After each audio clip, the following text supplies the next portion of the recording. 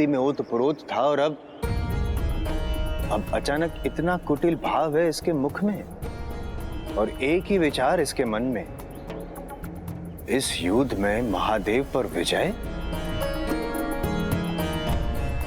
देवर्षि, कुछ समय पहले आप भक्त शंखचूड़ को देख रहे थे, जिसका हृदय मेरे सत्संग के कारण अपनी मलिनता खो चुका था, किंतु जब उसके आराध्य उसके सामने नहीं हैं, वो भी भक्ति भाव से हृदय की निर्मलता से वंचित हो चुका है, पुनः असुर राज बन चुका है।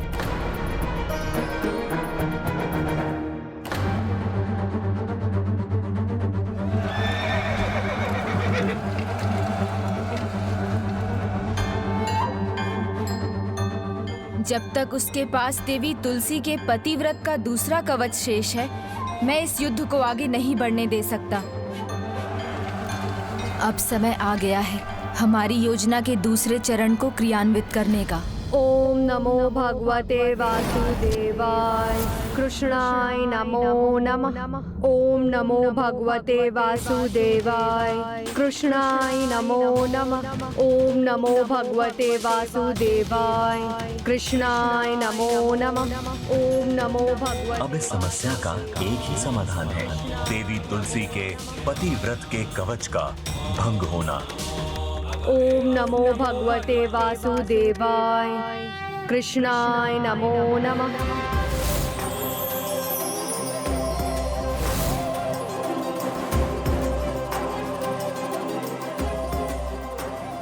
आज एक भक्त की नहीं, अभी तो एक भगवान की परीक्षा है। देवी तुलसी, तुमने जन्म जन्मांतर मेरी ही भक्ति की है, परम श्री कृष्ण रूप में मुझे ही अपना सर्वस्व माना है, तो मैं तुम्हें कोई कष्ट कैसे पहुंचा सकता हूं? किंतु आज वही मेरा कर्तव्य है और मेरी बड़ी दुविधा भी।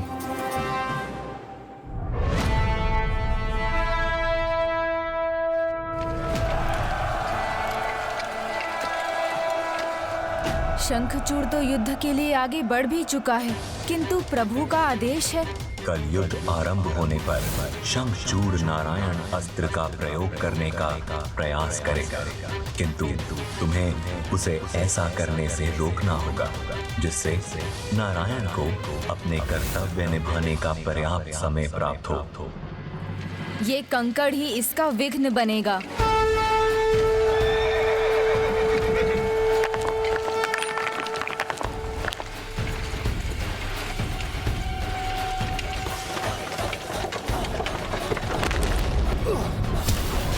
पुत्र,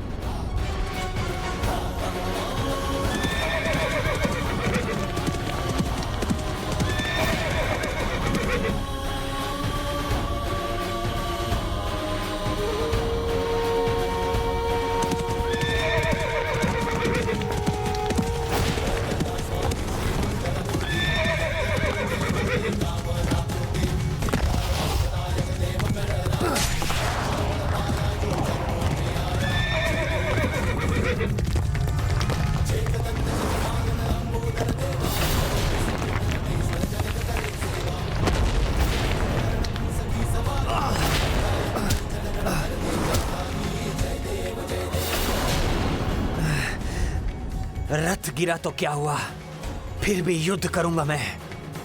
जब तक ये इस गिरे हुए रथ से बाहर आएगा और युद्ध भूमि में प्रवेश करेगा, तब तक कदाचित प्रभु नारायण को पर्याप्त समय मिल जाएगा।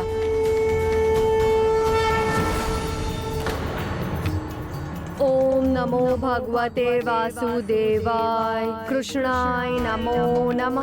ओम नमो भगवते वासुदेवाय। इतनी अनिश्चय की स्थिति का सामना तो मैंने कभी नहीं किया। आगे बढ़ूं तो कैसे?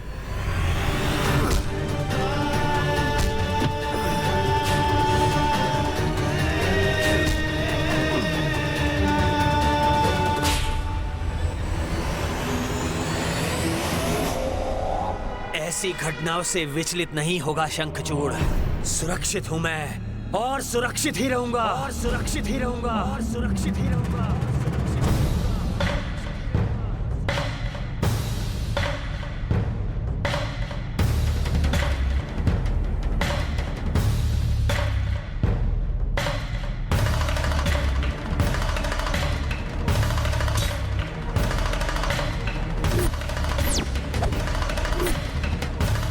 प्रभु नारायण जब तक अपने कार्य में सफल नहीं होते, मुझे इसे और विलंब करवाना होगा।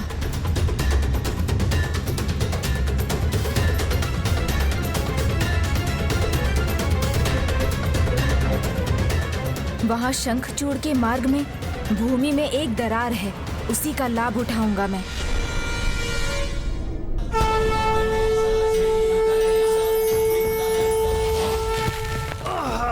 पुत्र शंखचूड़,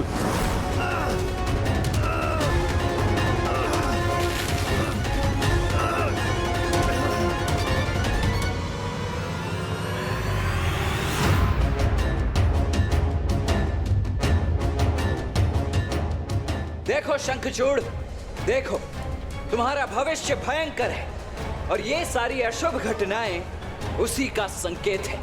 यदि तुम अब भी अपनी सुरक्षा चाहते हो तो मेरी बात मानो, क्षमा मांग लो और अपनी पराजय स्वीकार कर प्रभु की शरण में आ जाओ। अभी भी समय है। पराजय स्वीकार करूं, वो भी मैं? कदापि नहीं। जब तक मेरी देह में प्राण है, असंभव है ये, असंभव।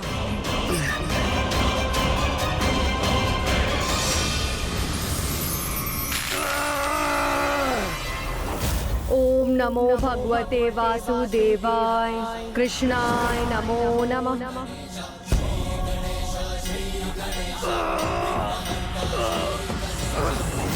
प्रभु महागणाधिपति जी के आदेश के अनुसार अब तो प्रभु नारायण को समय प्राप्त हो ही जाएगा।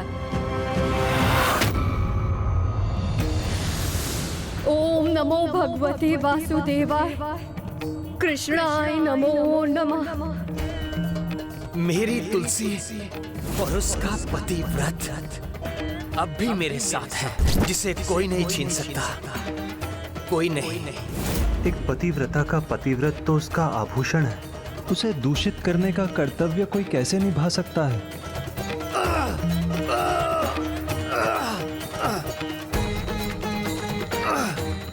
ओम नमो भगवते वासुदेवाय, ओम नमो भगवते वासुदेवाय, ओम नमो भगवते वासुदेवाय।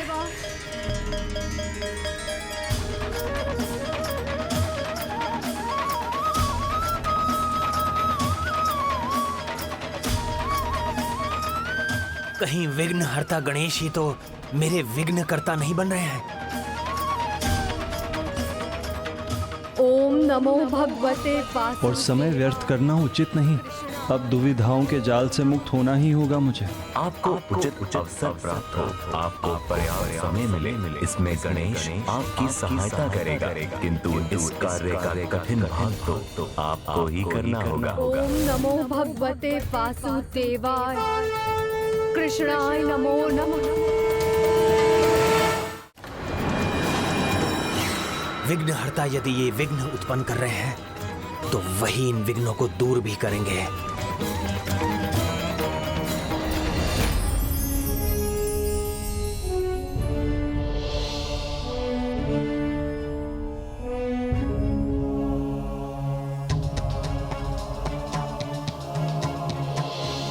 सिन्दूरवर्णं द्विभुजं गणेशं लम्बोदरं पद्मोदले निविष्टं ब्रह्मादिदेवः परिसेव्यमानं सिद्धैर्युतं तं प्रणमामि देवं। सिन्दूरवर्णं द्विभुजं गणेशं लम्बोदरं पद्मोदले निविष्टं ब्रह्मादिदेवः परिसेव्यमानं सिद्धैर्युतं तं प्रणमामि देवं। सिन्दूरवर्णं द्विभुजम्। प्रभु, अब उसके द्वारा गणेश स्तुति करने के पश्चात प्रभु श्री गणेश कैसे कोई विघ्न उत्पन्न करेंगे? तब तो शंखचूड़ द्वारा नारायण अस्त्र के प्रयोग करने में अधिक समय नहीं है। अब प्रभु श्री नारायण को अपना निर्णय लेना ही होगा।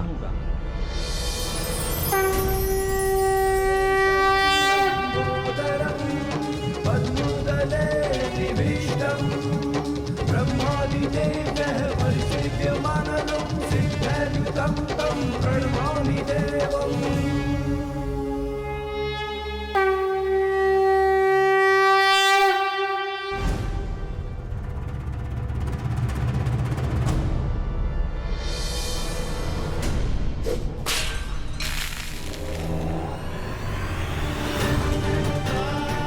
धन्यवाद प्रभु।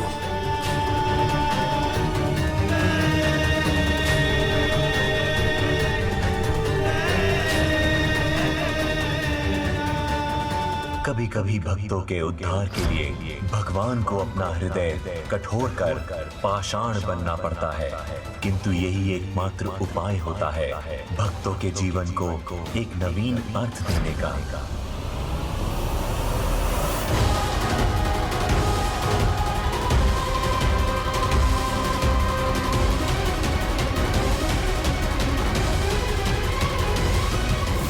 मैं तो अपने निर्णय पर अडिग रहूंगा और आज महादेव पर नारायण अस्त्र का प्रयोग करूंगा। प्रभु, मेरे वार के लिए तैयार हो जाइए।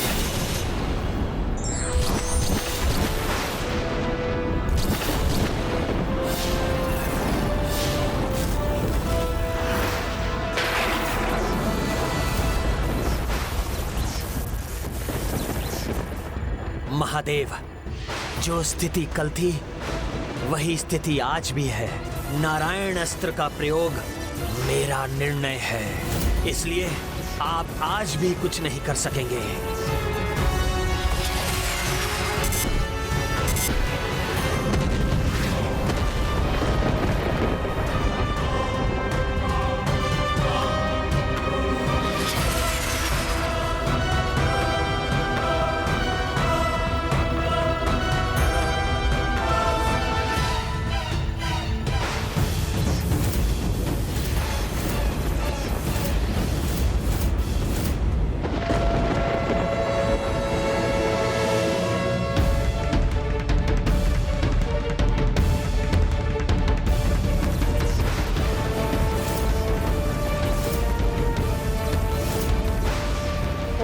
नमो भगवते वासुदेवाय। कृष्णाय नमो नमः।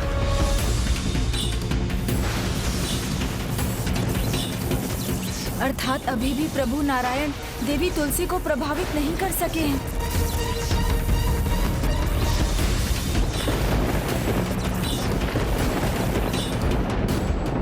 प्रभु महादेव ने कहा था, कल मैं युद्ध का धर्म अवश्य निभाऊंगा, अस्त्र उठाऊंगा, किंतु अपने वार से देवी तुलसी के पतिव्रत को भंग नहीं होने दूंगा। प्रभु, अब कुछ ही पलों में नारायण अस्त्र आप पर ऐसा आघात करेगा कि आप पीछे हटने पर विवश हो जाएंगे। तुलसी, तुलसी, तुलसी, तुलसी।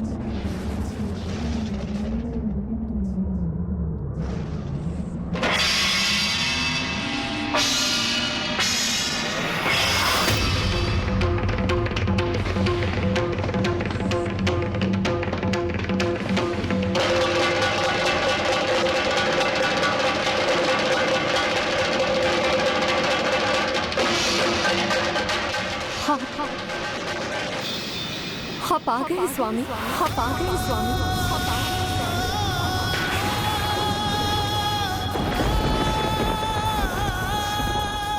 आपका इस प्रकार यहाँ लौट कर आना इस बात का संकेत है कि आप अपने विजय की पताका लहरा कर आ रहे हैं, और इसके साथ ही मेरा तप भी सफलतापूर्वक संपन्न हुआ। मुझे आशीर्वाद दीजिए स्वामी।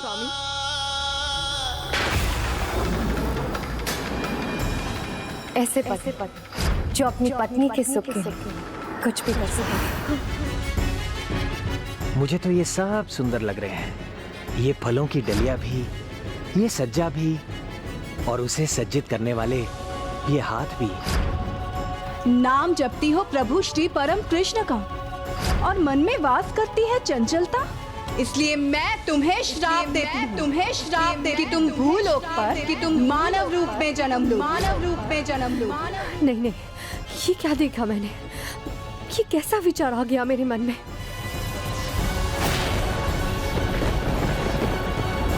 अब शंखचूड़ अपना दूसरा कवच भी खो चुका है।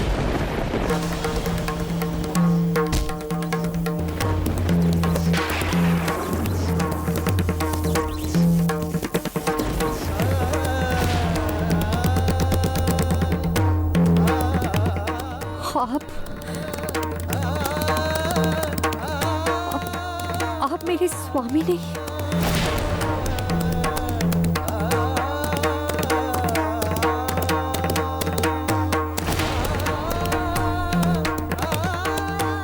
कौन है आप जिसने इतना बड़ा छल करने का दुस्साहस किया मेरे साथ? जब मेरे स्वामी युद्ध भूमि पर है, उन्हें मेरे पतिव्रत के कवच की आवश्यकता है, तो इतना बड़ा छल करने का दुस्साहस कैसे किया आपने? क्यों किया?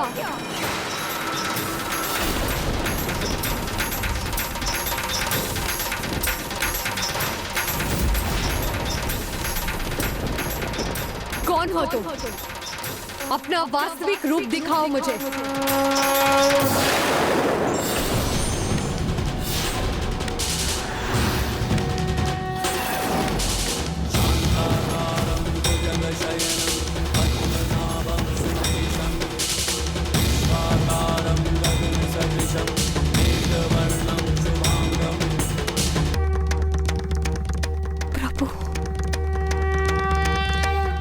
मेरे साथ ऐसा घोर अधर्म करने वाला स्वयं प्रभु कैसे हो सकते हैं? ये असंभव है। आप मेरे प्रभु नहीं हो सकते। ये भी आपका कोई कपट है। कौन है आप जिसने एक पतिव्रता की मर्यादा, उसके सम्मान को, उसके पतिव्रत के मान को धूल दूसरित कर दिया, उसे भंग किया? कौन है आप? कौन है आप?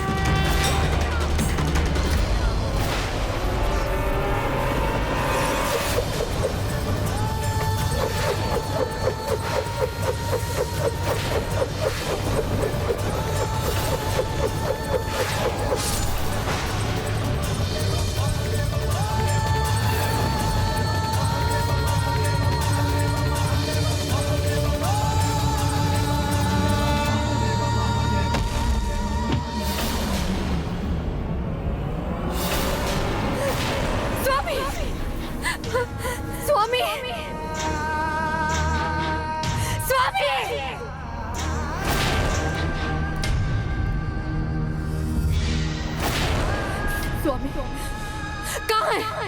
कहाँ है मेरे स्वामी? कहाँ है मेरे स्वामी? मुझे उनके निकट जाना है। कहाँ है स्वामी? स्वामी, स्वामी!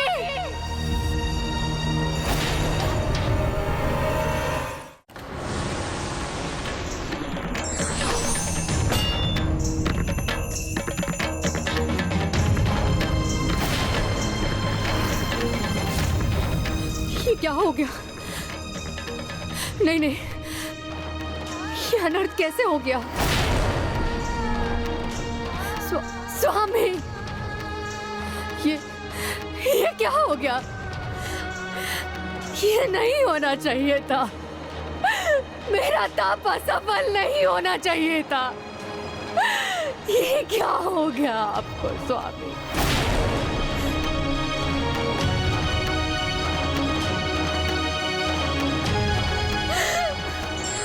स्वामी,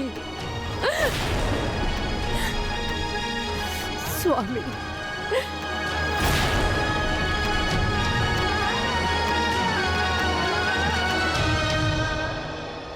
कौन हो तुम? नारायण। मैं ही नारायण हूँ देवी तुलसी। नहीं, ये भी तुम्हारा वास्तविक परिचय नहीं। फिर से छल कर रहे हो तुम मेरे साथ। मेरे प्रभु, मेरे नारायण इतने निष्ठुर नहीं हो सकते।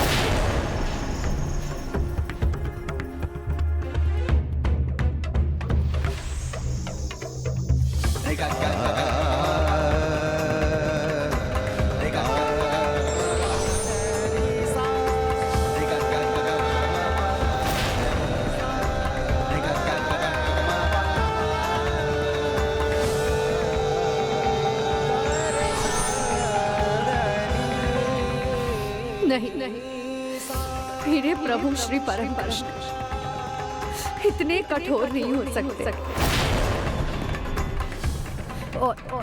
और यदि आप ही मेरे प्रभु श्री परम कृष्ण,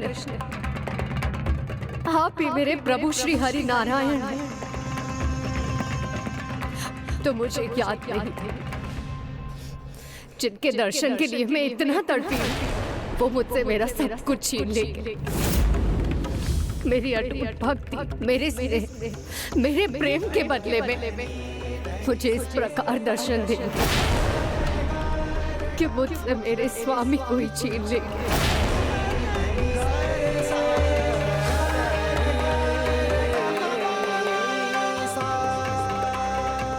ये कैसी कठोरता दिखाई आपने प्रभु, ये कैसे पाषाण हृदय का परिचय दिया आपने।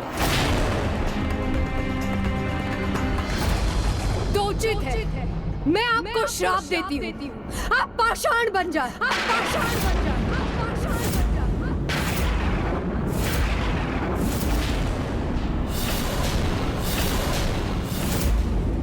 मेरे प्रति आपका क्रोध उचित है देवी तुलसी।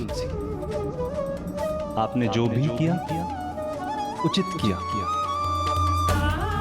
मैंने जो व्यवहार आपके साथ किया उसके लिए मैं पाषाण बनने के ही योग्य हूं, किंतु मैंने जो भी किया वो नियति के विधान के अनुसार ही किया, क्योंकि नियति के चक्र से तो हम भी अछूते नहीं।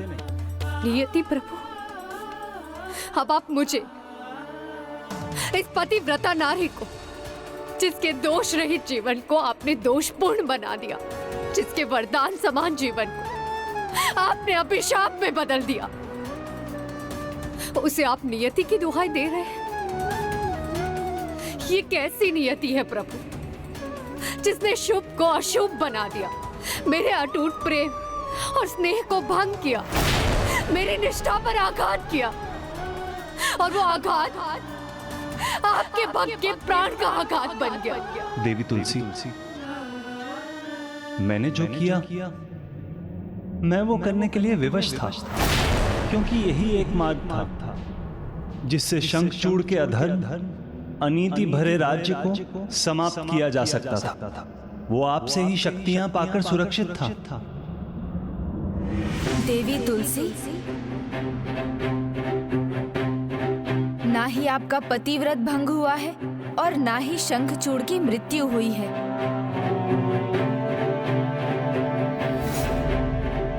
आज यहाँ जो भी हुआ है उसका आरंभ तो गोलोक में हुआ था, सुदामा जी को राधा जी के श्राप से। तो मैं आपको भी श्राप देती हूँ। भूलोक में एक असुर बनकर आपका जन्म होगा। भूलोक में एक असुर बनकर आपका जन्म होगा।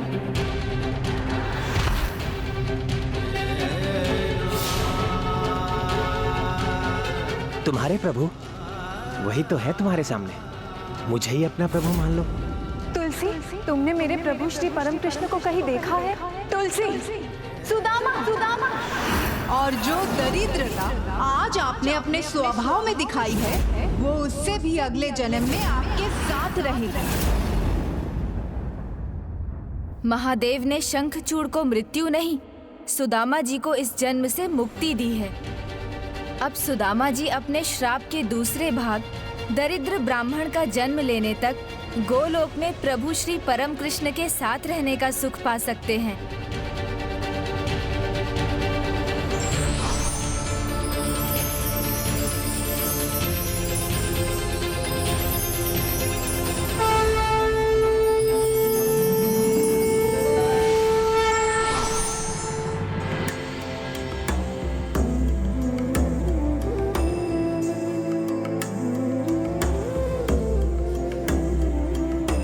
भीतर बाहर से जो सुंदरता का सागर हो, जिसे बस निहारते जाने का ही मन करे।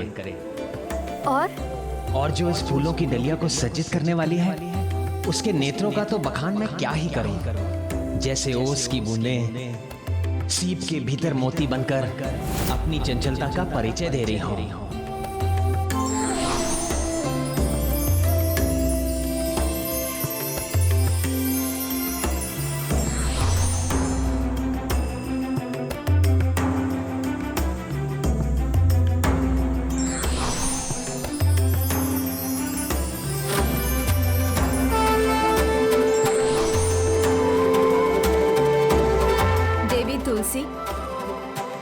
अब स्मरण कीजिए, मैंने आपको क्या श्राप दिया था? इस जन्म में आपका विवाह आपके आराध्य प्रभु से नहीं, अपितु एक असुर से होगा। और अब जब आप एक असुर की पत्नी होने का श्राप पूर्ण कर चुकी हैं, उसके प्रति निष्ठावान रही हैं, पतिव्रत धर्म निभाया है, तो अब समय आ गया है आपके वरदान के फलित होने का, आपका पावन तुलसी पौधे के रूप में जन्म लेने का।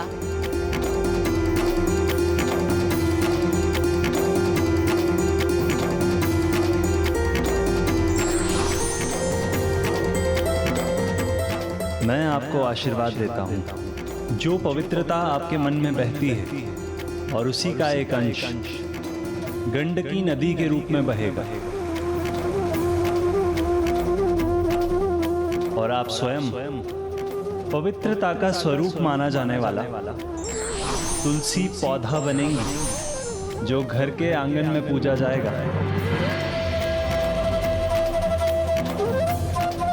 वो पौधा जिसके कण कण में चमत्कारिक औषधियां होंगी। अब आप वो दिव्य पौधा बनेंगे जिसके होने से घर में अशुद्धियों का प्रवेश नहीं होता।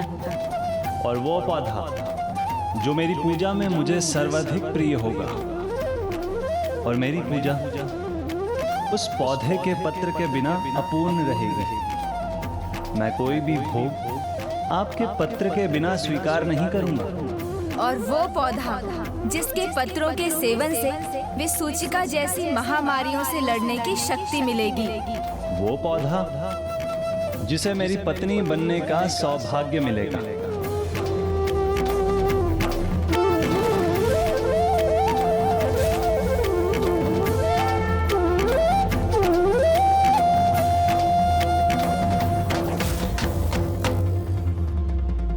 मेरे पत्थर बनने के तुम्हारे श्राप को सत्य करने के लिए मैं शालीग्राम रूप में सदा तुम्हारे साथ रहूंगा, और पत्थर के रूप में मैं तुम्हारे अंश से बनी गंडकी नदी में जाऊंगा। अपने प्रत्येक जन्म तुमने मुझे अपने पति के रूप में पाने का तप किया, तो अब उसका फल मिलने का भी समय आ गया है। मैं आपको आशीर्वाद देता हूँ। मेरे शालीग्राम रूप में आपके तुलसी पौधे रूप से विवाह प्रत्येक ग्रह में ज्योष्ठान के दिन मनाया जाएगा। ओम जय नारायण हरि स्वामी। अब समय आ गया है देवी तुलसी कि आप अपने इस जीवन का त्याग कर पवित्र तुलसी पौधे और पवित्र गंडकी नदी के रूप में पुनः जन्म लें। ओम जय नारायण हरि। तुम दया के सागर, तुम रक्षक सबके स्वामी, तुम रक्षक सबके। हम मूर्ख अज्ञानी स्वामी तुम सबके। ओम जय नारायण हरि। सारे गरे गरे गरे गरे गा, सारे गरे गरे गरे गरे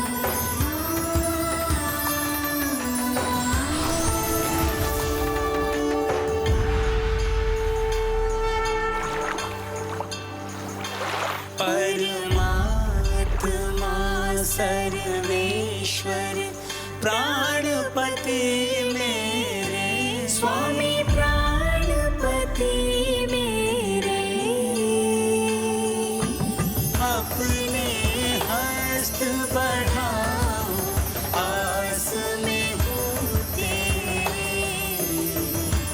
ओम जय नारायण हरि। अंततः देवी तुलसी का स्वप्न पूर्ण हो ही गया।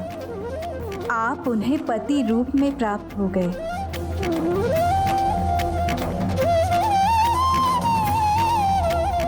प्रभु, आपकी ये मुस्कान का अर्थ मैं समझती हूँ। अभी कुछ और भी होना शेष है ना? हाँ प्रिय, आज कैलाश में देवी तुलसी और मेरे शालिग्राम रूप के विवाह का उत्सव होगा।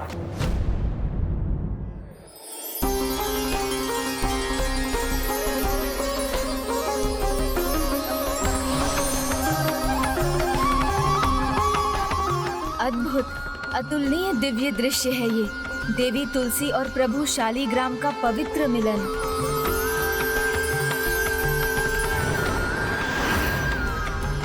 स्वामी, धर्म पालन अर्थात जीवन का पावन ध्येय प्राप्त करने की साधना, जिससे न केवल देवी तुलसी की मनोकामना पूर्ण हुई, अपितु अब वो संसार के सबसे पवित्र और दिव्य पौधे के रूप में हर आंगन में पूजी भी जाएंगी।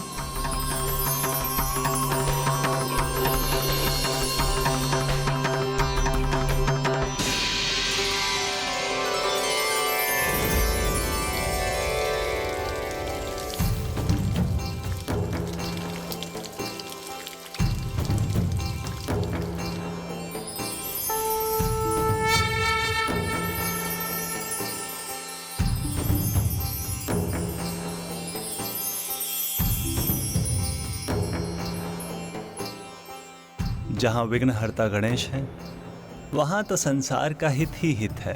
संसार को मैं शालिग्राम रूप में मिला और देवी तुलसी को शालिग्राम रूप में मेरा स्नेह, और इसमें गणेश का बहुत बड़ा योगदान था। और अब जब स्नेह की गंगा बह रही है, तो गणेश उससे वंचित क्यों रहे? उसे भी माँ की ममता से भरी स्नेह की इस गंगा में डुबकी लगाने का अवसर तो मिलना चाहिए। माँ का स्नेह वो तो गणेश को प्राप्त है, उससे भला वो कहाँ वंचित है। देवी पार्वती तो ममता की सागर हैं। सत्य है, देवी पार्वती जगत जननी है। वो अपनी सभी संतानों पर ममता उड़ेलती हैं, और गणेश के प्रति उनकी ममता किसी से छिपी नहीं है। किंतु क्या स्वामी? मेरा आशय गणेश की उन माँ से है जिन्हें गणेश के प्रथम अवतार महोत्कट विनायक अवतार की माँ बनने का सौभाग्य प्राप्त हुआ। गणेश का प्रथम अवतार?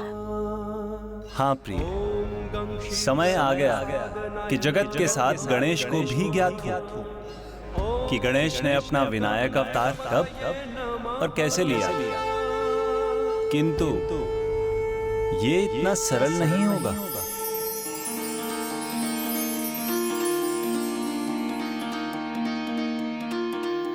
मेरा आनंद तो 2 गुना हो गया।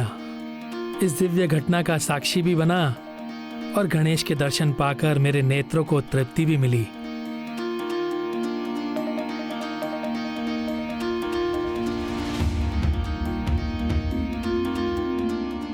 महादेव, अब हमें आज्ञा दीजिए।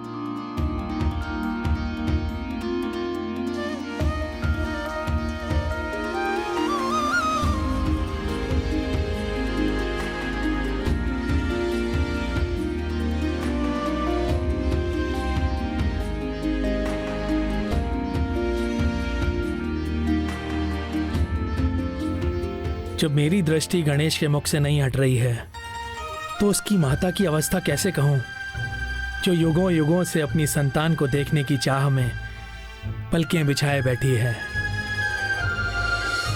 मेरे पुत्र, मेरे विनायक, कब इस माँ की प्रतीक्षा पूर्ण होगी? कब अपने पुत्र से मिलूंगी मैं?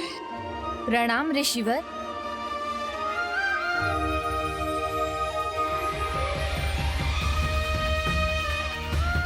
प्रणाम ऋषिवर।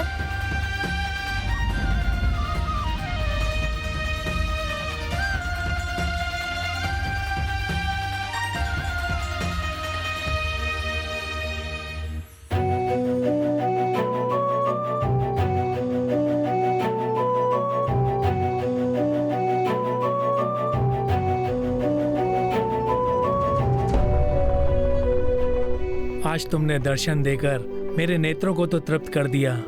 अच्छा होता मुझे पिता कहकर मेरे हृदय को भी तृप्त कर देते पुत्र। ऋषिवर, आपके नेत्रों में अश्रु क्यों? मैं तो यहाँ पुत्र के साथ का आनंद ले रहा हूं, किंतु कभी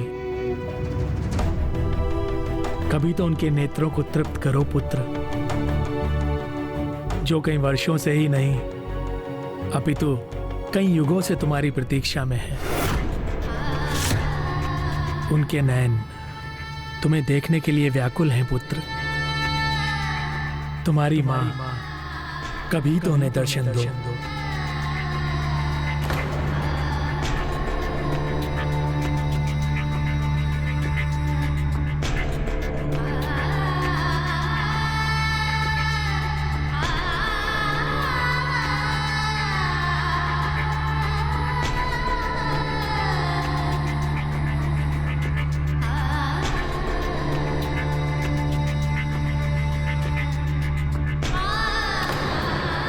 ये क्या कहा ऋषिवर ने? तुम्हारी माँ कभी तो उन्हें दर्शन दो। मेरी माँ उन्हें दर्शन दो? किंतु माता मुझसे दूर कहाँ है? ऋषि कश्यप के वचनों से गणेश के मन में जो प्रश्न उठा है, उसका क्या उत्तर दूंगी मैं? नहीं, मैं उसे प्रश्न पूछने का अवसर ही नहीं दूंगी। माता, वो ऋषिवर।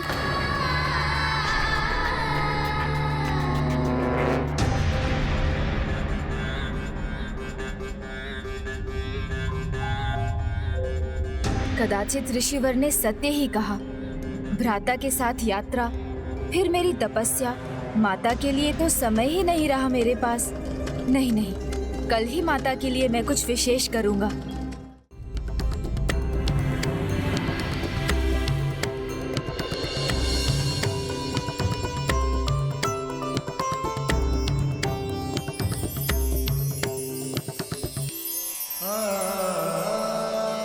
एक माँ अपने पुत्र से कुछ विशेष नहीं चाहती पुत्र, वो तो बस इतना चाहती है कि उसकी संतान सदैव सुखी रहे और माँ उसे देख सके।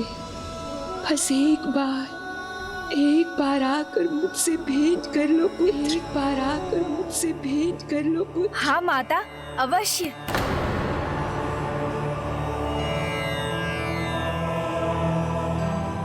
यहाँ तो कोई नहीं, फिर अभी किसने पुकारा था मुझे?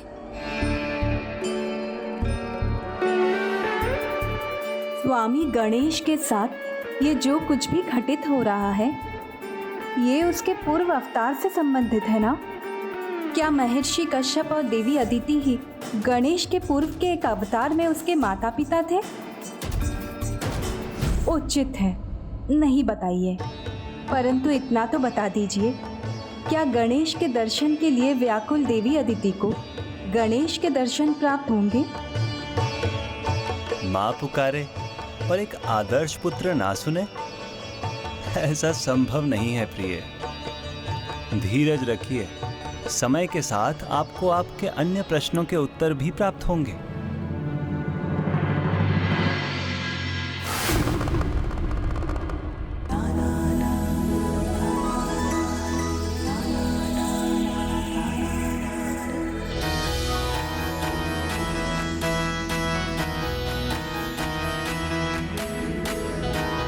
माता को इन पुष्पों का कंगन अवश्य बहुत भाएगा।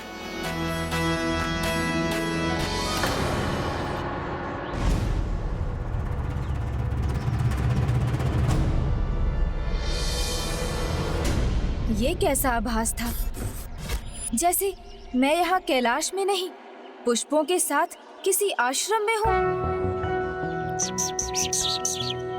ओम गण गणपतये नमः।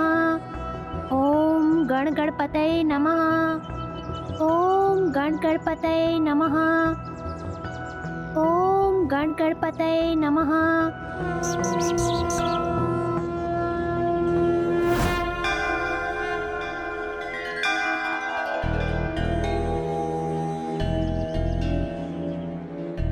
ओम गण गणपतये नमः। ओम गण गणपतये नमः।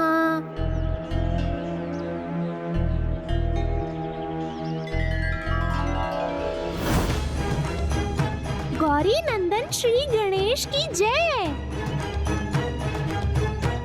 ये मैं किसकी परिक्रमा कर रहा था? प्रभु, आप ये कंगन का उपहार माता पार्वती के लिए ही बना रहे हैं ना? हाँ मूषक जी, माता के लिए ही तो बना रहा हूँ।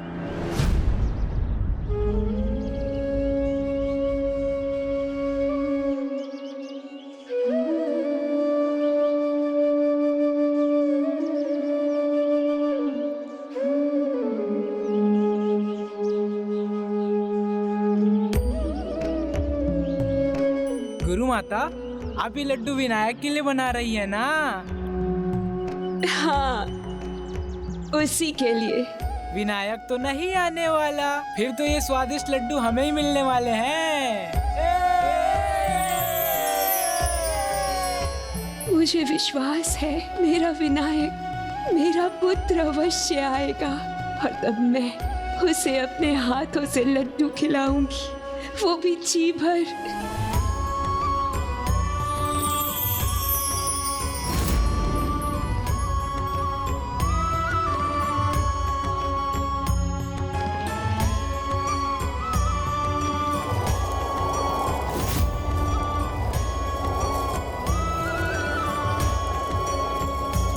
ये क्या?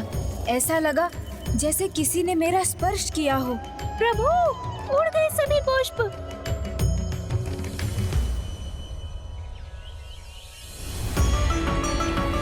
पवन का झोंका उड़ा ले गया प्रभु, इसमें मेरा कोई दोष नहीं। नहीं माता, इसमें मेरा कोई दोष नहीं। नहीं नहीं, इन दृश्यों को मैं अपने ऊपर हावी नहीं होने दूंगा। मुझे माता के लिए शीघ्र ये पुष्पमाला तैयार करना है।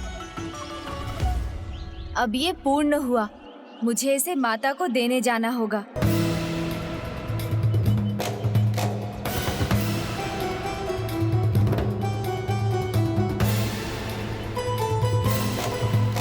माता, माता, माता तो यहाँ कहीं नहीं दिखाई दे रही है।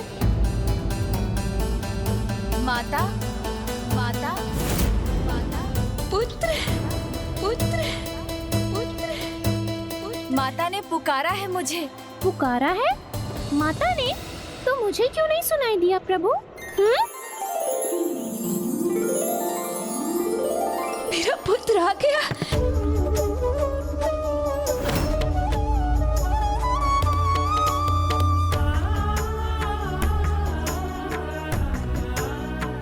ये तो मेरा भ्रम था, यहाँ तो कोई भी नहीं है।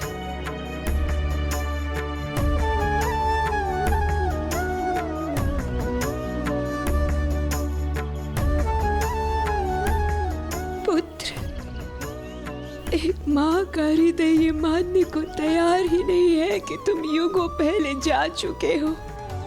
मेरी ममता तुम्हें बार बार पुकारती है, तुम्हें क्या करो? इस माँ के हृदय को आज भी यही लगता है कि तुम एक बार तो अपनी माँ से मिलने अवश्य आओगे। तुम्हारे आगमन की आस छूटती ही नहीं है, तुम्हें क्या करो? मैं आ गया माता।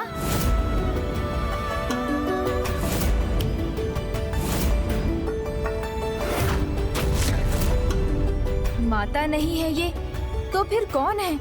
और माता के स्थान पर क्यों है?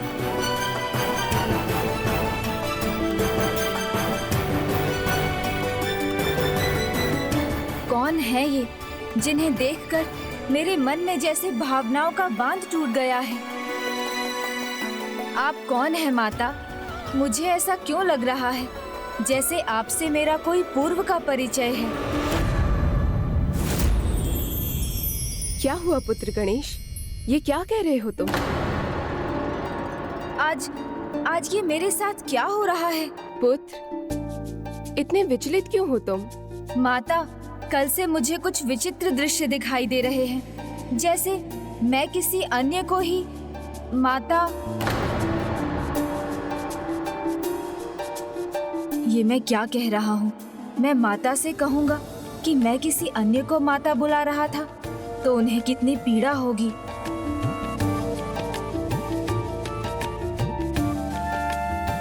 पुत्र, तुम्हारी पीड़ा और दुविधा तुम्हारी माँ से अधिक कौन समझ सकता है। ऋषि कश्यप से मिलने के बाद तुम्हें तुम्हारे पूर्व के अवतार की स्मृतियां दिखाई दे रही हैं, किंतु मेरी दुविधा, मेरी पीड़ा कौन समझेगा। कहीं मेरे प्रति तुम्हारा प्रेम बढ़ गया तो नहीं नहीं, कैसे मैं तुम्हें सब कुछ बता दूं। कुछ नहीं माता, मैं कुछ अधिक ही सोच रहा हूँ। पुत्र, किसी उलझन में अधिक ही विचार कर रहे हो तुम।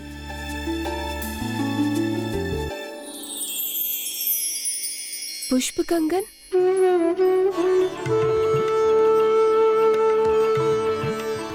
ये पुष्प कंगन तुम मेरे लिए लाए हो पुत्र? हाँ माता।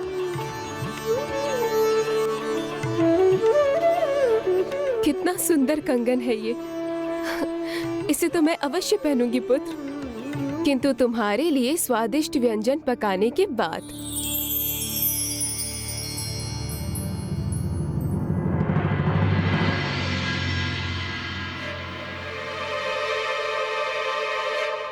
ये क्यों हो रहा है मेरे साथ? माता के स्थान पर वो कौन थी जो मुझे दिखाई दी थी? उनसे क्या संबंध है मेरा? क्या ये वही है जिनके बारे में ऋषि कश्यप ने कहा था?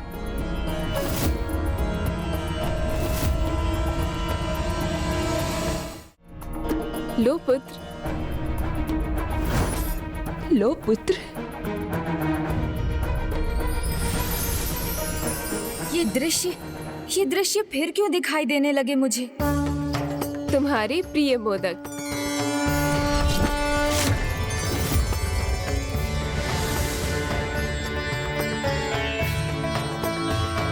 लो पुत्र, खाओ।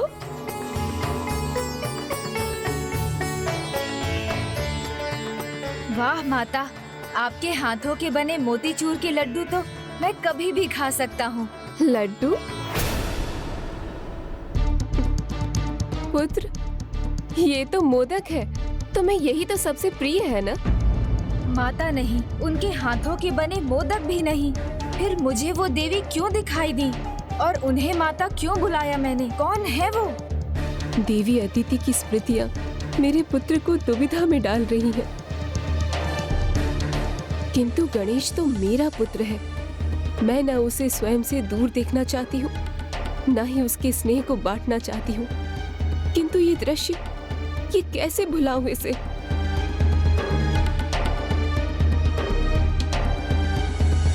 पुत्र, लो, ये मोदक स्वयं तुम्हारी माँ ने अपने हाथों से बनाए हैं। खाओ पुत्र, लो।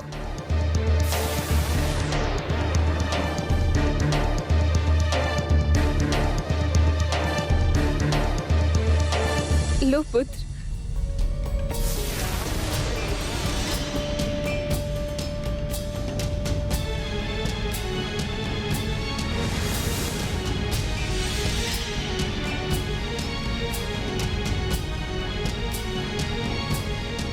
माता के मुख पर चिंता और दुख का भाव था। उन्हें अवश्य कुछ ज्ञात है जो वो मुझे बता नहीं रही हैं। उन्हें पीड़ा पहुंचाए बिना उनसे कुछ कैसे पूछूं?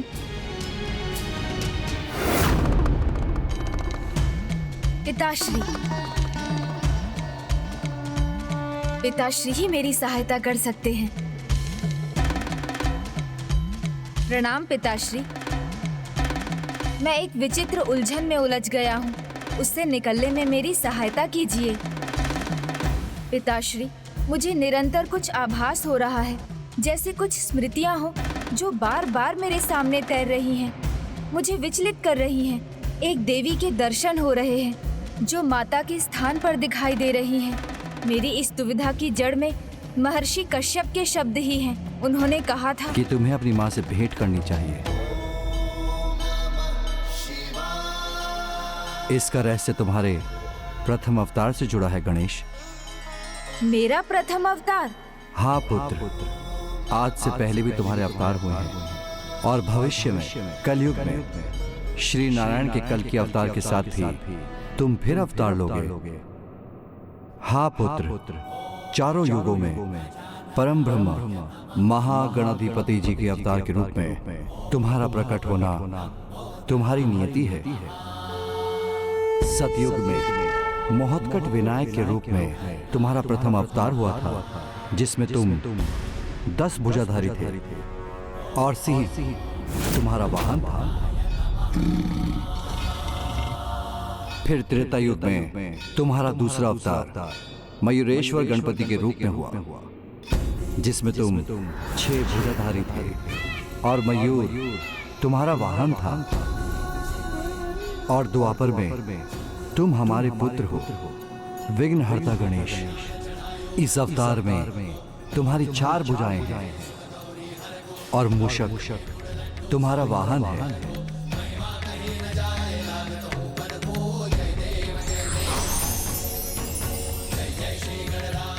और भविष्य में कलयुग के अंत में तुम धूम्रकेतु गजानन अवतार लोगे, जिसमें तुम्हारी त्वचा धूम्र के समान होगी, जिसमें तुम्हारी 2 अत्यंत शक्तिशाली भुजाएं होंगी और अश्व तुम्हारा वाहन होगा।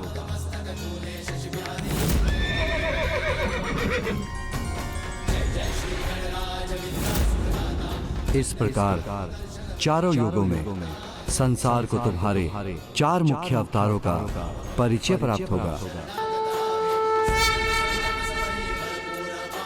पिताश्री, आपने मेरी जिज्ञासा को और भी बढ़ा दिया है। उसे शांत करने की कृपा कीजिए। तुम्हें अपने सभी अवतारों का पूर्ण ज्ञान है पुत्र, किंतु प्रत्येक अवतार का भी एक उचित समय होता है और उसके स्मरण होने का भी। किंतु पिताश्री, मेरी स्मृतियों का जागृत होना तो इसी का संकेत है कि मुझे मेरे प्रथम अवतार का पूर्ण परिचय प्राप्त करने का समय आ गया है। पुत्र, वो तुम्हारा प्रथम अवतार महोत्कट विनायक अवतार था, जिसमें तुम 33 कोटि देवताओं के माता पिता महर्षि कश्यप और देवी अदिति के पुत्र थे।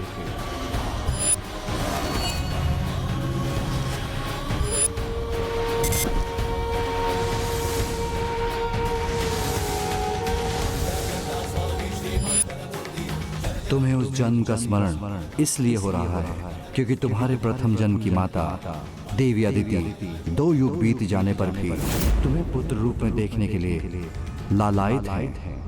पुत्र, तुम्हें तो अपनी माँ के हाथों के बने लड्डू सर्वाधिक प्रिय थे, इसलिए मेरी यही इच्छा है कि मैं कम से कम एक बार अपने प्रिय पुत्र को अपने हाथों से लड्डू खिलाने का अवसर पा सकूं।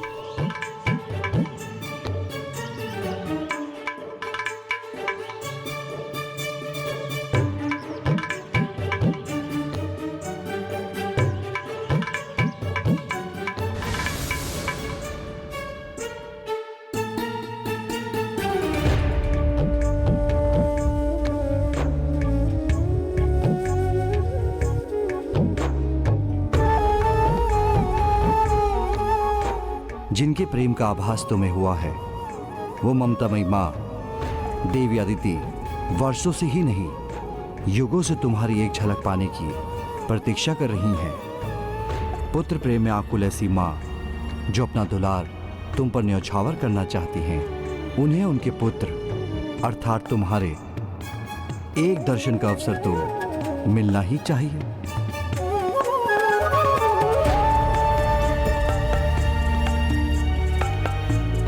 किंतु पिताश्री, एक बड़ी दुविधा है। यदि माता अदिति के ममता भरे स्नेह को पाने जाना भी चाहूं, तो क्या माता की ममता मुझे इसकी आज्ञा देगी? जब मैं माता अदिति की स्मृतियों के बारे में उनसे नहीं पूछ पाया, तो भला उनसे भेंट करने की अनुमति कैसे मांग सकूंगा?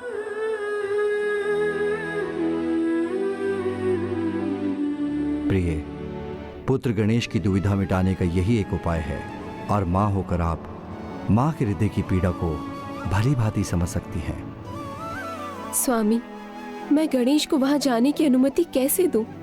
अपना स्नेह, अपना वात्सल्य, अपनी ममता कैसे बांटूं?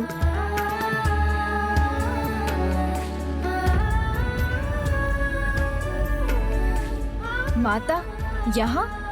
अर्थात उन्होंने तो सब कुछ सुन भी लिया, तो अब उचित यही होगा कि मैं उन्हीं से अनुमति मांग लूं। एक माता ही दूसरी माता की पीड़ा और ममता को समझ सकती है।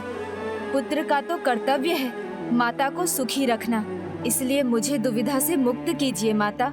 मुझे मेरा कर्तव्य निभाने में मेरी सहायता कीजिए। मुझे माता अदिति से भेंट करने की अनुमति दीजिए माता।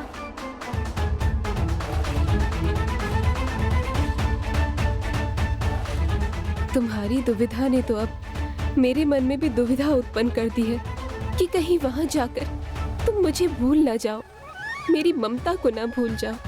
तो मैं अनुमति दूं भी तो कैसे और मना करूं भी तो कैसे?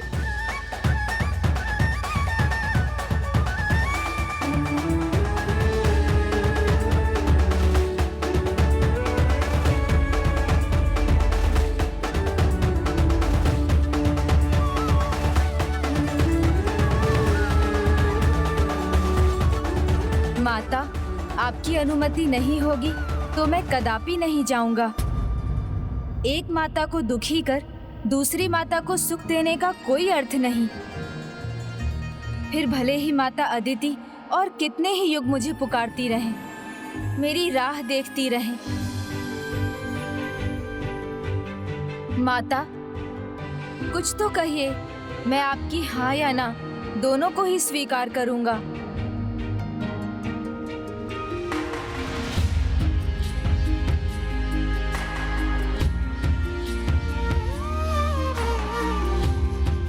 माता,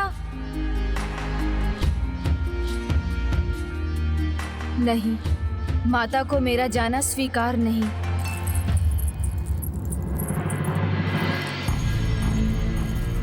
माता को आज्ञा देने के लिए विवश नहीं कर सकता, किंतु ऐसी परिस्थिति में मैं माता अदिति से क्षमा भी नहीं मांग सकता। पुत्र का मोह माँ से नहीं छूटता पुत्र। मेरे पुत्र के रूप में तुम्हारे अवतार का प्रयोजन सिद्ध हुआ है, इसलिए तुम्हें तो जाना ही था। फिर भी तुम्हारे आगमन की आस लगाना कदाचित मेरी ही भूल थी।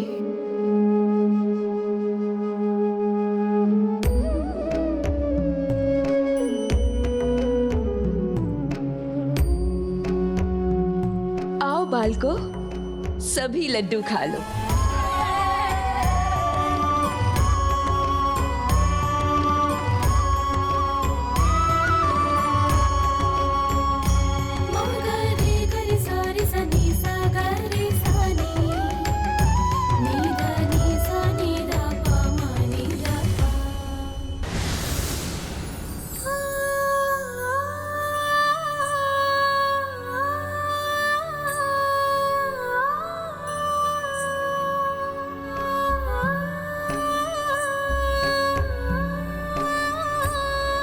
उसी पीड़ा की भागी ना बन जाऊं, किंतु यदि पुत्र गणेश देवी अदिति की ममता में रम गया तो मैं कहीं टूट ना जाऊं। नहीं प्रिय, नहीं।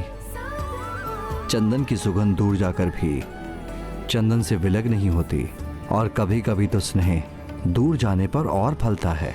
गणेश आपका पुत्र है, भला वो आपको कहाँ भुला सकता है?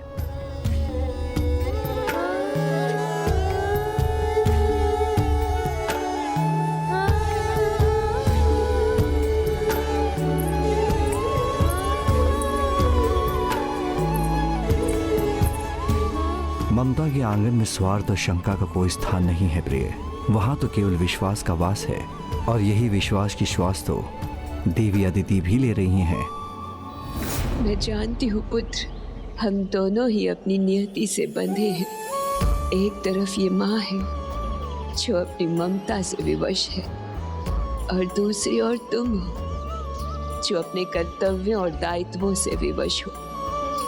इसीलिए नहीं आ सकते, इसीलिए नहीं आ सकते। आप समझ गई माता, मैं विवश हूँ, अन्यथा मैं अवश्य आता। माता, उनके मुख पर इतनी प्रसन्नता का भाव। इतने दिनों बाद अपनी माता से भेंट करने क्या खाली हाथ जाओगे पुत्र? तो मैं जा सकता हूँ ना माता, आपकी अनुमति है? हाँ पुत्र, तुमने सत्य ही कहा था। एक माँ की व्यथा तो एक माँ ही समझ सकती है। तुम मुझसे दूर रहोगे, इस कल्पना से ही मुझे इतना कष्ट हो रहा है। तो फिर देवी अदिति के कष्ट का अनुमान लगाना भी कठिन है। उनके कष्ट को तो तुम ही दूर कर सकते हो पुत्र। जाओ और एक संतान होने का कर्तव्य निभाओ गणेश, किंतु खाली हाथ नहीं। ये लो पुत्र, ये पुष्प कंगन तुम माता अदिति को भेंट करना, ये उन्हें अवश्य ही भाएंगे। धन्यवाद माता।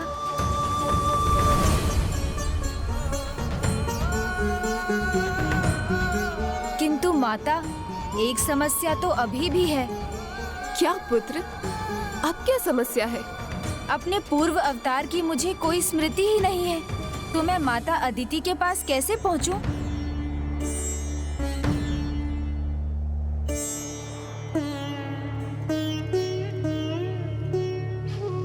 मैं तुम्हें आशीष देती हूँ पुत्र कि तुम्हें अपने पूर्व अवतार की सभी स्मृतियाँ धीरे धीरे स्मरण होती जाएंगी। धन्यवाद माता। अब मुझे आज्ञा दीजिए।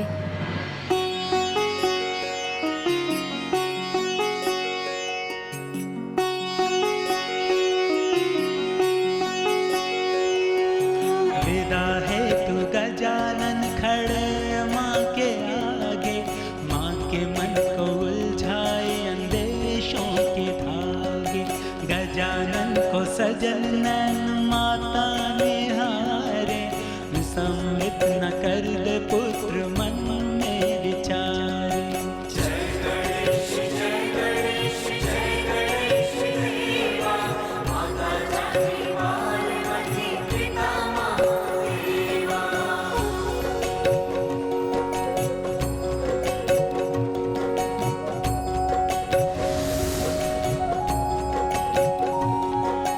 विदा लेके माँ से चले देखो गणेशा, पूर्व जन्म की जन्मी के दूर देशा।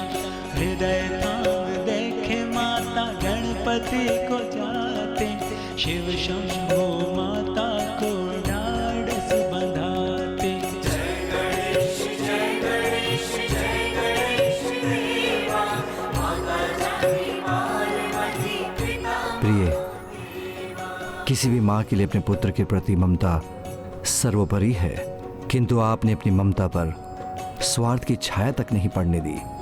ये इतना सरल नहीं है देवी। आपने न केवल अपनी ममता का सम्मान किया, अपितु संसार की समस्त माताओं की ममता का सम्मान किया है। आपने श्रेष्ठ उदाहरण प्रस्तुत किया है, इसलिए तो आप जगत जननी हैं। पुत्र, मेरी ममता की लाज रखना, अपने पूर्व अवतार की माता को अपनी सेवा से तृप्त करना।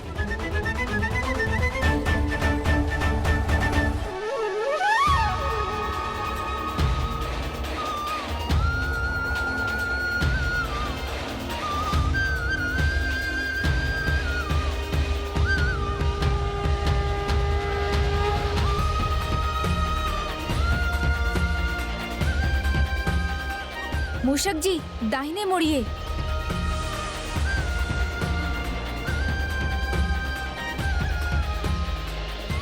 अनायास ही मैंने मूषक जी को दाहिने मुड़ने को क्यों कहा? मैं तुम्हें आशीष देती हूँ पुत्र कि तुम्हें अपने पूर्व अवतार की सभी स्मृतियाँ धीरे धीरे स्मरण होती जाएंगी।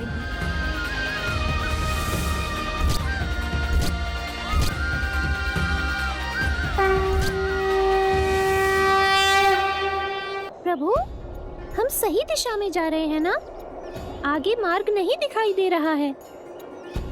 मार्ग है मूषक जी। आगे आम का एक वृक्ष है, उससे दाहिने जाकर सामने के चौरस्ते के बीचों बीच एक शिला दिखाई देगी। फिर आगे चलेंगे तो सामने ही हमारा आश्रम है। इस वन में आम का वृक्ष कहाँ?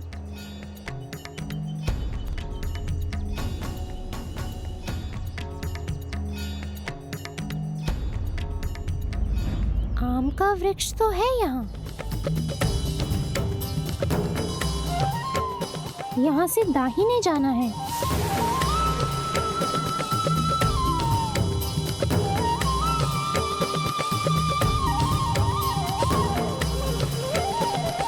प्रभु, आपने जो कहा सब सत्य हो रहा है। किंतु कैसे? आप तो यहाँ पहले कभी नहीं आए। बस मूषक जी, यहीं रुक जाइए। पहले मुझे इस धरती को छू लेने दीजिए, जहाँ से मेरा जन्मों का संबंध है। इस अवतार में नहीं मूषक जी, किंतु अपने पूर्व अवतार में यही मेरा निवास था।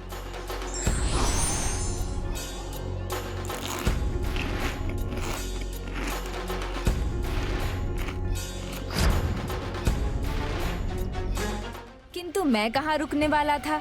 अपने बाल हट में यहाँ से भी आगे बढ़ जाता था। माता को बहुत सताता था और फिर उनकी ममता भरी फटकार भी सुनता था।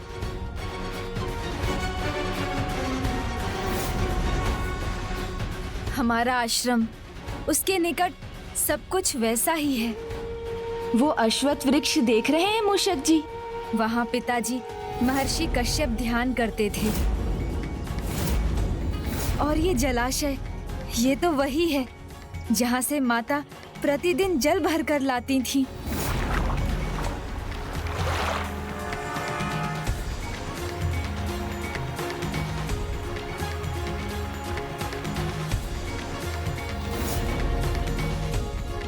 चलिए प्रभु, मैं आपको आश्रम पहुंचा दूं। नहीं मूषक जी, मेरे पांव इस धरा पर चलना चाहते हैं, जिससे मैं इतने समय तक वंचित रहा। आगे की यात्रा पद यात्रा होगी, क्योंकि वैसे भी माता पिता के चरणों में सभी तीर्थों का वास होता है, इसलिए उनके निकट जाना तीर्थ यात्रा के समान ही होता है। उचित है प्रभु, मैं यही आपकी प्रतीक्षा करूंगा। किंतु जब आपको अपने पूर्व अवतार की इतनी स्मृतियां स्मरण हो आई हैं, तो क्या आपको ये भी ज्ञात हुआ है कि आपके उस अवतार का आरंभ क्यों और कैसे हुआ?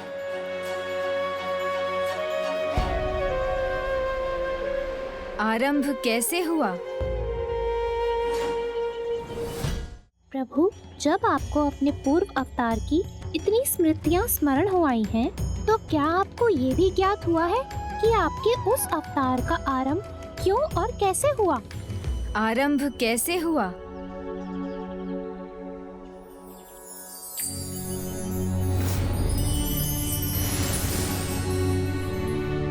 इसका आरंभ हुआ एक स्वप्न से, वो स्वप्न जो सत्य बन गया।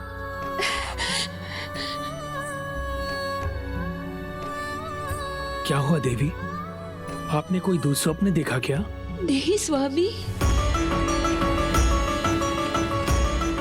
अत्यंत सुखद, कल्पनातीत, अद्भुत था मेरा स्वप्न। जानते हैं स्वामी, ऐसा स्वप्न आज मैंने चौथी बार देखा है। अच्छा, तो बताइए, उस स्वप्न में आपको क्या दिखाई दिया? मैंने देखा कि मैं एक निर्जन स्थान पर हूँ, जहाँ अंधकार ही अंधकार है, किंतु कहीं दूर प्रकाश की एक झलक है। आगे बढ़ते ही प्रकाश बढ़ता जा रहा है। फिर उस निर्मल प्रकाश में परम प्रभु महागणाधिपति के दर्शन हुए, किंतु फिर वो अंतर ध्यान हो गए। फिर उस दिव्य प्रकाश से निकले एक नन्हे बालक के छोटे छोटे हाथों ने मेरे आंचल को पकड़ लिया।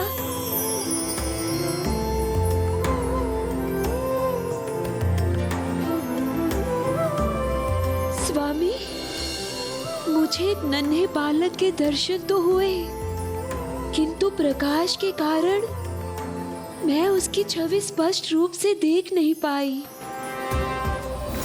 बस उस नन्हे शिशु के छोटे हाथों ने मुझे अपनी ओर खींच लिया, जैसे एक बालक अपनी माँ को खींचता है।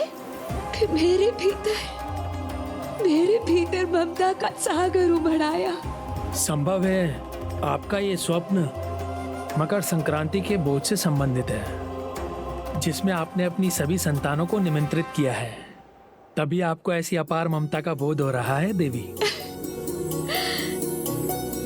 अच्छा हुआ स्वामी आपने मुझे स्मरण करा दिया। मैं तो भूल ही गई थी। हमारे सभी पुत्र आते ही होंगे और सभी आते ही अपना प्रिय भोजन भी मांगेंगे। मुझे जाकर उसकी तैयारी करनी चाहिए। माता शीघ्रता कीजिए ना। शुद्धा सतारी, आपने मेरे लिए खीर बनाई है ना? और माता मेरा प्रिय चूरमा। और माँ मेरे लिए शीरा। तुम्हारी माता किसी का भी प्रिय भोजन नहीं भूली है, सब बना है।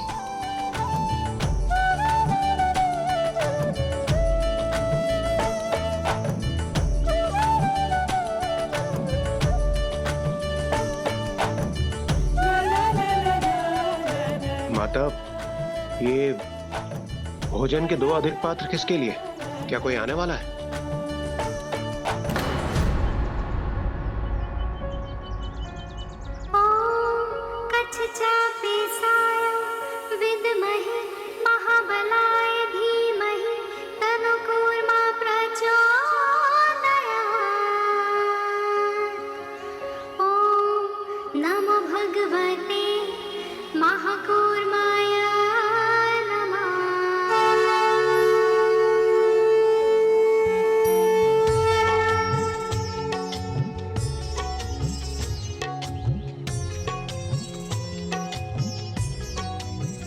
प्रणाम माता। आओ पुत्र, स्वागत है तुम्हारा। प्रणाम भ्राता वामन। कल्याण हो देवराज इंद्र। आशा है सब कुशल मंगल है। आप सभी चिंताओं से मुक्त हैं? हाँ भ्राता वामन, जब से आपने राजा बलि को पाताल लोक में बाधित किया, आपकी कृपा से और माता के आशीर्वाद से समस्त सृष्टि अपनी नियमित धुरी पर स्थिर है। हम सभी अपने निर्धारित कार्यों को करने के लिए मुक्त हैं। जहां वर्षा की आवश्यकता है वहां वर्षा है, जहां धूप की आवश्यकता है वहां उचित मात्रा में धूप भी। चारों ओर धन धान्य और समृद्धि। हम सभी अपने भक्तों का ध्यान रखने में सक्षम हैं। सत्य कहूं तो अब कोई बाधा ही शेष नहीं। बस अब सब कुछ ऐसे ही रहना चाहिए। कहीं पर भी संकट की कोई छाया भी नहीं पड़नी चाहिए। माता, जिस प्रकार भ्राता वामन ने राजा बलि को पाताल लोक में पाठ सिखाया, उसके बाद संकट तो दूर, कोई देवताओं की ओर देखने का साहस तक नहीं कर सकता।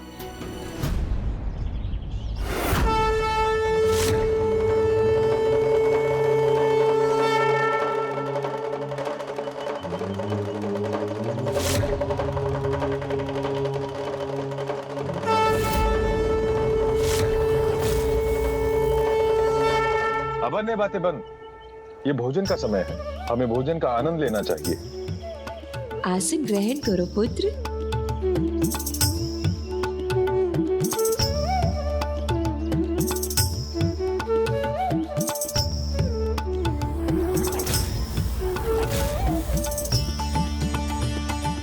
माता, अभी तो आपके सभी पुत्र यहाँ हैं, तो फिर ये अतिरिक्त भोजन पात्र यहाँ क्यों है?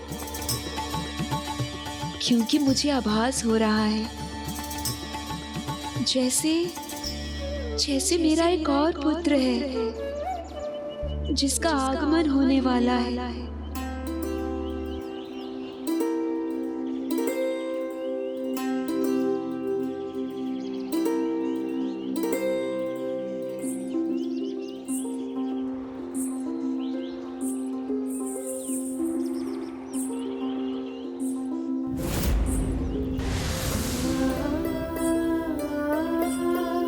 मुझे जिसकी प्रतीक्षा है वो अभी तक नहीं आया।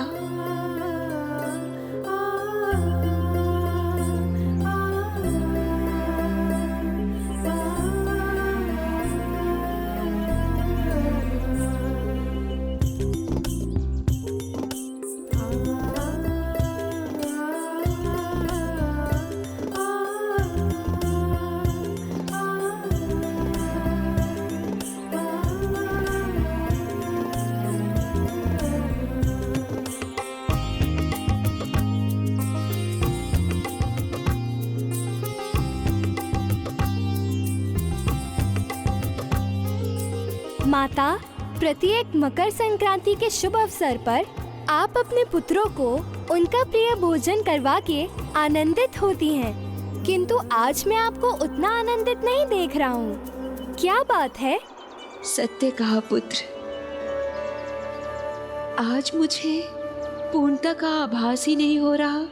ऐसा लग रहा है जैसे मेरा एक पुत्र तो आया ही नहीं, उसे भोजन कराना तो शेष रह गया है।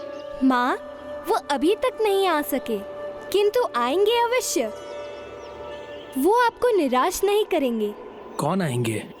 वही जिसे माता ने अपने स्वप्न में देखा था।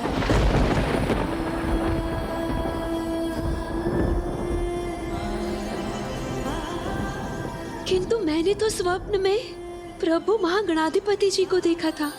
फिर एक नन्हे शिशु के नन्हे हाथों ने मेरा आंचल पकड़ लिया। तो क्या प्रभु महागणाधिपति जी?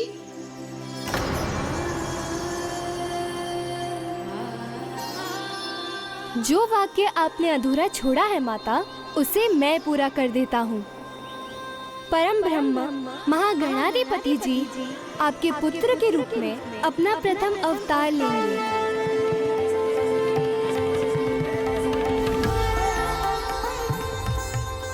परम ब्रह्म महागणाधिपति जी अवतार लेंगे, मेरे पुत्र बनेंगे।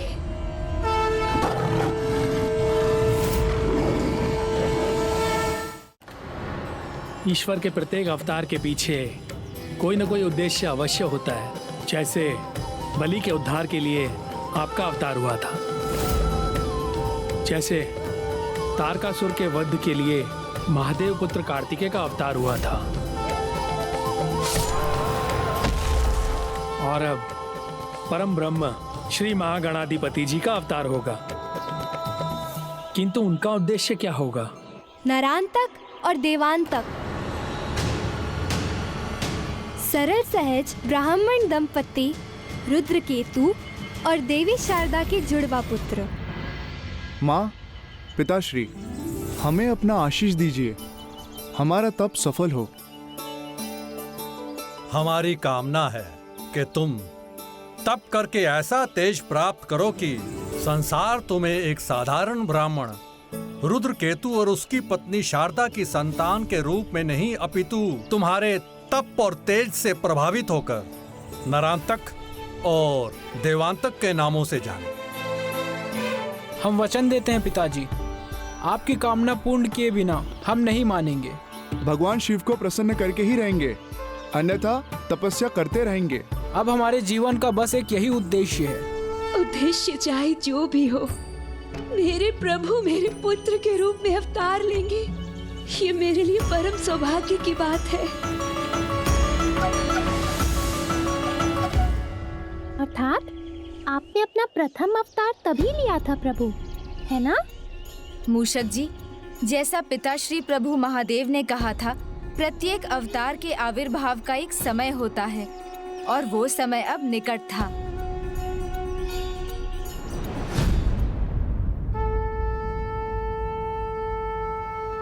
ओम नमः शिवाय, ओम नमः शिवाय, ओम नमः शिवाय,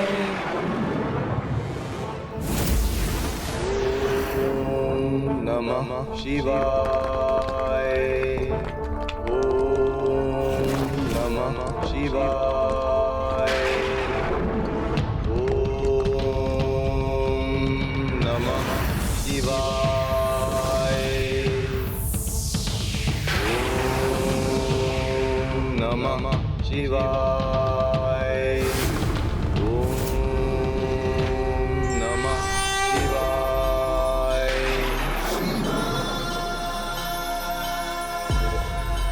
प्रभु महादेव, नारांतक और देवांतक का प्रणाम स्वीकार कीजिए। कल्याण हो। मैं तुम दोनों के तप से प्रसन्न हुआ। कहो, क्या वरदान चाहते हो?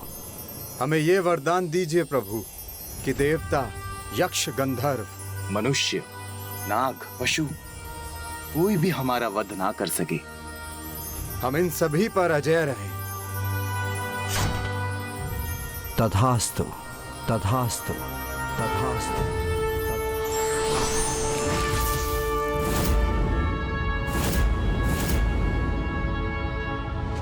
प्रिय भ्राता नारायणतक, हम अजय हो गए। हाँ भ्राता देवांतक, अब इस भूलोक का अधिपति बनने से हमें कोई नहीं रोक सकता। न कोई रोक न कोई टोक, केवल लगेगा भोग, केवल भोग। हाँ भ्राता देवांतक, अब राजा चाहे कैसा भी हो, तेजस्वी हो, पराक्रमी हो या हो बलशाली, लेकिन ना हमें वो रोक सकता है और ना टोक सकता है। अब केवल दो ही नाम गूंजेंगे, नारायणतक और देवांतक।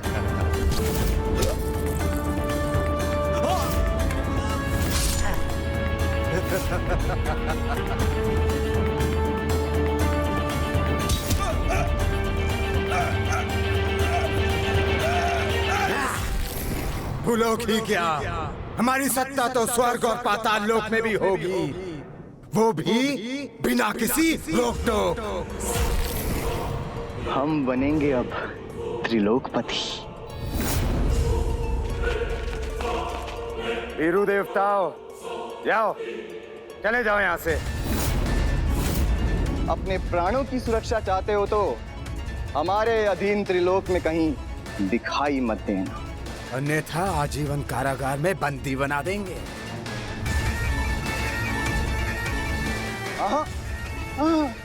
देवराज इंद्र, शीश झुका के रखना, झुका के। और भूल कर भी हमसे नेत्र मिलाकर बात करने का दुस्साहस मत करना। क्या? चले जाओ यहाँ से।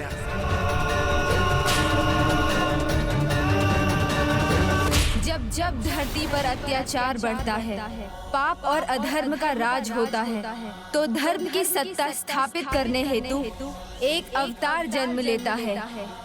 ये समय नरांतक और देवांतक के सत्ता सुख भोगने का ही नहीं, वरन एक नए अध्याय के आरंभ होने का भी था।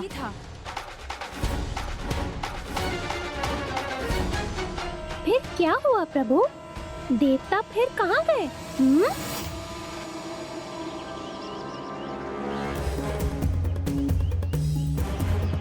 मैंने माँ को विश्वास दिलाया था।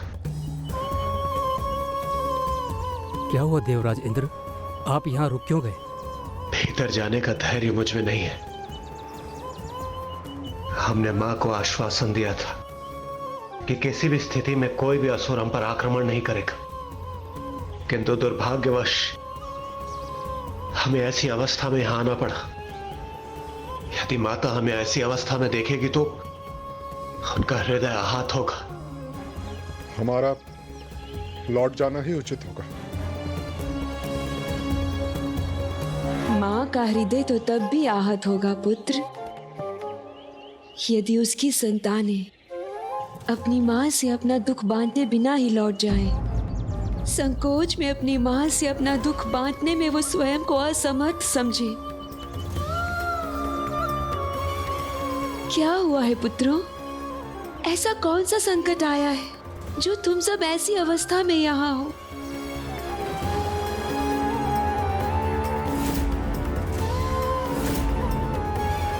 सभी देवता यहाँ इस अवस्था में? क्या हुआ आप सभी को? स्वर्गलोक अब हमारे अधीन नहीं रहा। हम देवताओं का वहां रहना वर्जित है। स्वर्गलोक ही नहीं, अब तीनों लोकों में हमारे लिए कोई स्थान नहीं बचा। माता पिता के निवास स्थान का द्वार तो अपनी संतान के लिए सदैव खुला रहता है, फिर संकोच कैसा? यहाँ से तुम्हें कोई निष्कासित नहीं कर सकता पुत्रों। ये आश्रम तुम सबका भी तो है।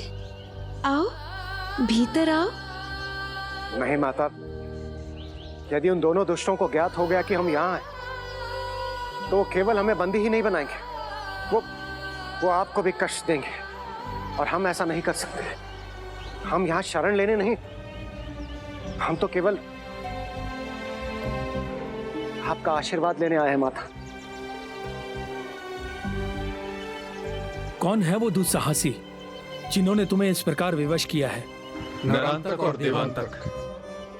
नरांतक और देवांतक, वही दोनों तो प्रभु श्री महागणाधिपति के प्रथम अवतार के कारण बनेंगे। यही कहा था वामन देव ने। परम ब्रह्म महागणाधिपति जी आपके पुत्र के रूप में अपना प्रथम अवतार लेंगे। देवी, अर्थात उनके अवतार का समय आ गया है। वो शीघ्र ही हमारे पुत्र बनकर अवतार लेंगे।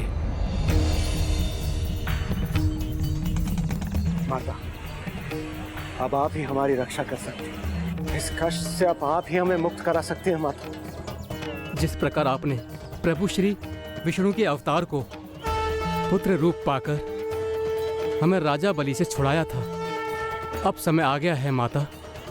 अब इस संकट से आप ही हमें मुक्ति दिलाइए। माता, प्रार्थना कीजिए, परम ब्रह्म महागणाधिपति जी शीघ्र अवतार लें। जब से पुत्र वामन ने मुझे प्रभु के बारे में बताया है, तब से मैं प्रभु की प्रार्थना कर रही हूँ, उन्हें पुकार भी रही हूँ, उनसे गुहार भी लगा रही हूँ कि वो शीघ्र ही मेरे पुत्र बने। किंतु प्रभु की कृपा तो उनकी इच्छा अनुसार ही होती है।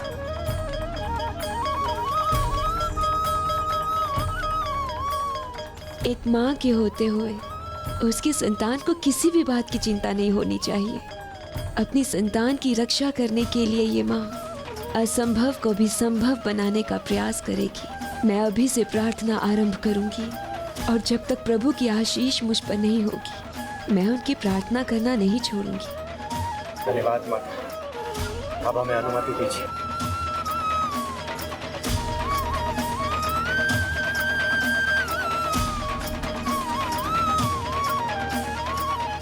ये कैसी प्रार्थना आरंभ करने जा रही हैं आप देवी?